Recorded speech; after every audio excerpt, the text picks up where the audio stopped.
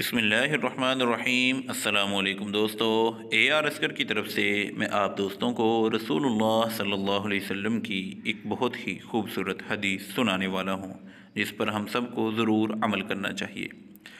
فجر تا اشراق عبادت، حج و عمرے کا کامل ثواب۔ رسول اللہ صلی اللہ علیہ وسلم نے فرمایا، جس نے فجر کی نماز باجماعت ادا کی، پھر سورج طلوع ہونے تک بیٹھا، اللہ کا ذکر کرتا رہا، پھر 2 رکعت نماز اشراق ادا کی، تو اس کے لیے مکمل حج اور عمرے جیسا ثواب ہے۔ مکمل یہ حدیث جامع ترمذی میں 586 نمبر پر ہے۔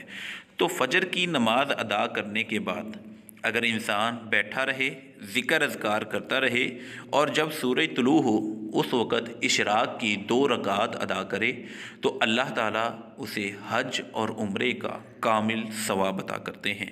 ہمیں اس سنت پر ضرور عمل کرنا چاہیے۔